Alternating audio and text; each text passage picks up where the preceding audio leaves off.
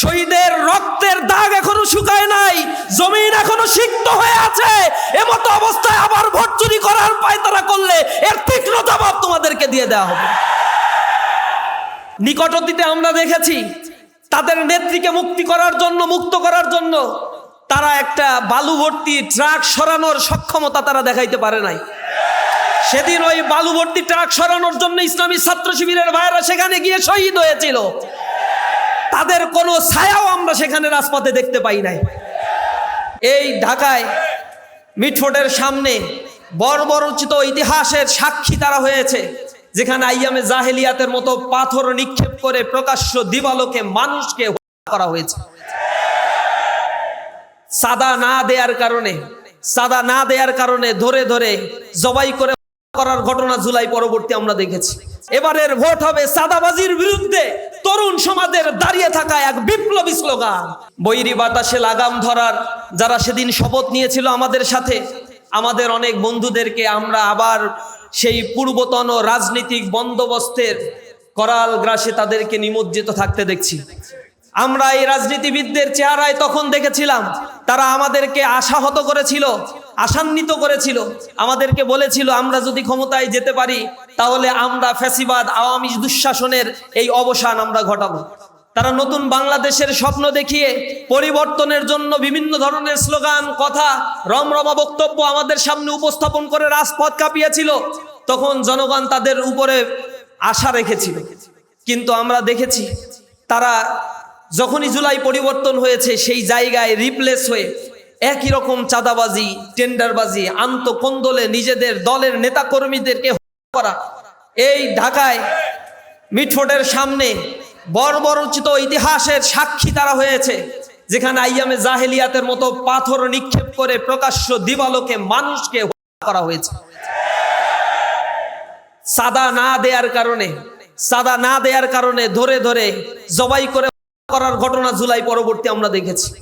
অপরাধীদেরকে যখন গ্রেপ্তার করা হয়েছে আমরা দেখেছি থানা ঘেরাও করা হয়েছে, থানাও ঘেরাও করে পুলিশকে জিম্মি করে সেই অপরাধীদেরকে ছাড়িয়ে নিয়ে আসা হয়েছে।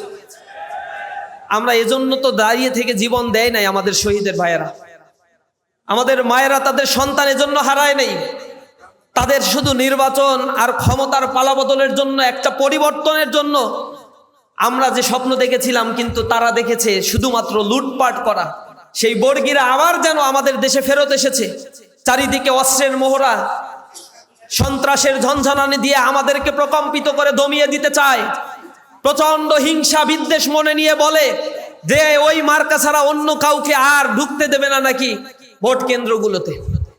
আমরা তাদের এই হুঙ্কার দেখে লজ্জা পাই, কারণ নিকট অতীতে আমরা দেখেছি তাদের নেত্রীকে মুক্ত করার জন্য তারা একটা বালু ভর্তি ট্রাক সরানোর সক্ষমতা তারা দেখাইতে পারে নাই।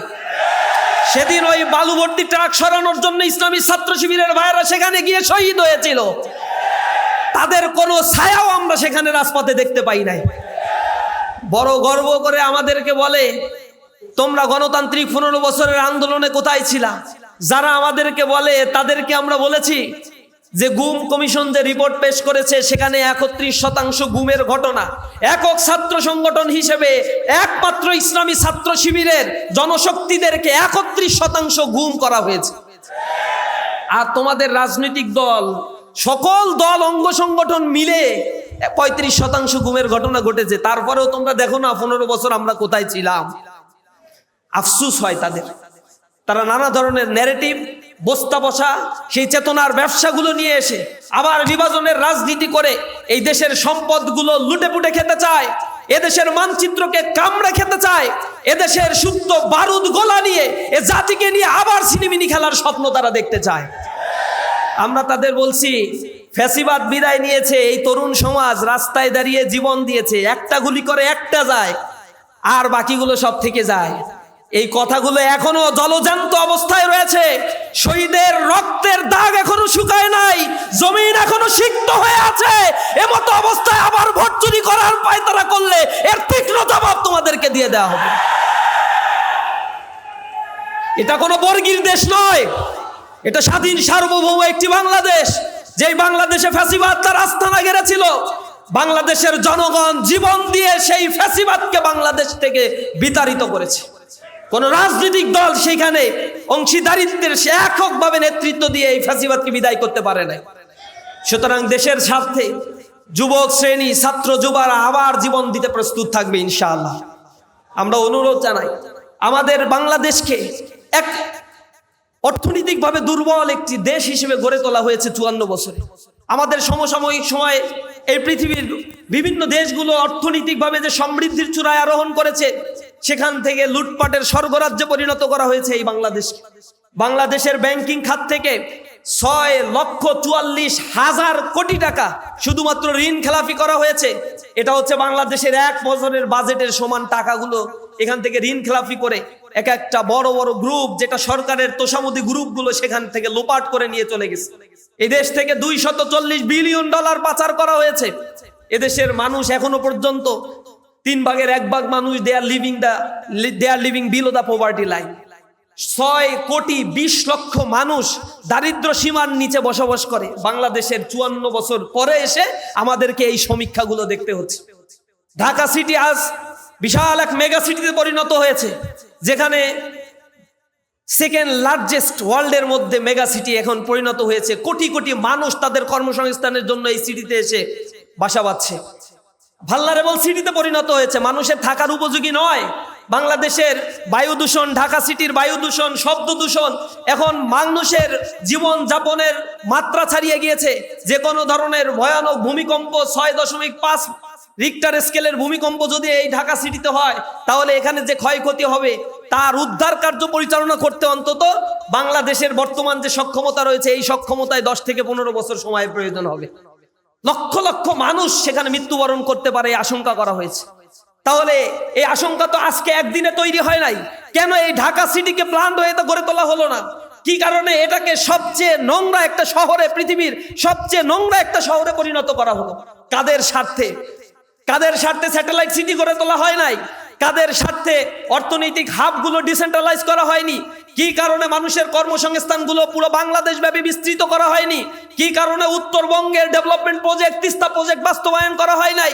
কি কারণে যুব শ্রেণীকে কর্মসংস্থানের মতো উপযোগী করে বিদেশে তাদের কর্মসংস্থানের সৃষ্টি করা হয় নাই? এগুলো আমাদের মনে প্রশ্নের উদ্বেগ ঘটিয়েছে। ঢাকা সিটিকে এই ভালনারেবল সিচুয়েশন তৈরি করে এদেশের এক কুক্ষিগত রাজনৈতিক পুঁজিবাদী অর্থনৈতিক ব্যবস্থা তারা কায়েম করে এই বাংলাদেশের মানুষকে তাদের হস্তগত করে রেখেছে, দারিদ্র করে তাদের পেছনে পেছনে ঘোরানোর জন্য এক পরাজিত অর্থনৈতিক বন্দোবস্ত আমাদের সামনে তারা এনে দিয়েছে। বাংলাদেশ জামাত ইসলামী এক নতুন সূর্যোদয়ের আহ্বান জানাচ্ছে। তারা স্লোগান দিচ্ছে, এসো গড়ি একসাথে সোনার বাংলাদেশ। এই বাংলাদেশকে গড়ে তুলতে হলে বর্তমান বাংলাদেশের যুব শ্রেণীকে জাগ্রত হতে হবে। যুব শ্রেণীর ব্যাপারে কবি বলেছেন, এখন যৌবন যার, যুদ্ধে যাবার শ্রেষ্ঠ সময় তার। যৌবনের গানে কবি কাজী নজরুল ইসলাম আক্ষেপ করে বলেছেন, আমি অনেক যৌবককে দেখেছি যাদের যৌবনের রুদ্রির নিচে বার্ধক্যের কঙ্কাল মূর্তি নিহিত থাকে। যুবকরা যদি জেগে না যায়, অন্ধকার যখন আসে আলোক উদ্ভাসিত করার জন্য তারা যদি জেগে না যায়, আবার আমাবস্যার ঘোরতর অন্ধকার তাদেরকে ছেয়ে রাখবে, যে আমাবস্যা থেকে জাতিকে মুক্তি করার জন্য হয়তো আরো সহস্রাধিক জীবন দিতে হতে পারে। সুতরাং যদি সতর্ক এখন আমরা না হই, সক্ষম ভাবে যদি এখন মোকাবেলা করতে আমরা দাঁড়িয়ে না যাই, তাহলে সামনে এমন ঘোরতর অন্ধকার আমাদেরকে আবার নিবিষ্ট করে রাখতে পারে, যা থেকে পরিত্রাণ পাওয়া এই জাতির জন্য প্রায় অসম্ভব হয়ে পড়বে। সুতরাং আমি আপনাদের কাছে আহ্বান জানাই, এই বাংলাদেশকে গড়ে তোলার জন্য এখন সংঘবদ্ধভাবে, ঐক্যবদ্ধভাবে আমাদেরকে প্রয়াস চালাতে হবে। প্রত্যেকটা মানুষের কর্ণকুহরে গিয়ে বলতে হবে, বাংলাদেশকে গড়ে তোলার জন্য এই বাংলাদেশের সবচেয়ে বড় সমস্যা মাদক সমস্যা। আমাদের যুব শ্রেণী নষ্ট হয়ে যাচ্ছে মাদকের কারণে। মাদকের করাল গ্রাস থেকে জাতিকে যদি মুক্ত দিতে হয়, তাহলে সৎ ইনসাফ ভিত্তিক একটি রাষ্ট্র গঠনের জন্য দাঁড়িপাল্লায় ভোট নিশ্চিত করার জন্য ক্যাম্পেইন করতে হবে। সাদাবাজ মুক্ত একটি বাংলাদেশ যদি করতে চায়, এবারের ভোট হবে সাদাবাজির বিরুদ্ধে তরুণ সমাজের দাঁড়িয়ে থাকা এক বিপ্লবী স্লোগান। সুতরাং সেই বিপ্লবের দিকে আপনাদেরকে আহ্বান জানাই। কবি নজরুলের ভাষায় বলতে চাই, আমি মহাবিদ্রোহী রণক্লান্ত, আমি সেই দিন হব শান্ত। যবে উৎপীড়িতের কন্দল রোল আকাশে বাতাসে ধনিবে না, অত্যাচারীর খড়গ কিপান ভীম রণভূমে রণিবে না, আমি মহাবিদ্রোহী রণকান্ত, আমি সেই দিন হব শান্ত। আমি যখন উৎপীড়িতের ক্রন্দল রোল এই জমিন থেকে মিটিয়ে দিতে পারবো, তখনই আমার যৌবনের সার্থকতা এখানে প্রমাণিত হবে। সেই নতুন বাংলাদেশ গড়ার জন্য এই যুব সম্প্রদায়কে আমি নতুন বাংলাদেশের দিকে আহ্বান জানানোর উদাত্ত আহ্বান জানিয়ে আমার কথা শেষ করছি। হাযা মা ইনদি ওয়া ইলমু ইনদাল্লাহ আলাইহি তাওয়াক্কালতু ওয়া ইলাইহি উনীব। আসসালামু আলাইকুম ওয়া রাহমাতুল্লাহি ওয়া বারাকাতুহু।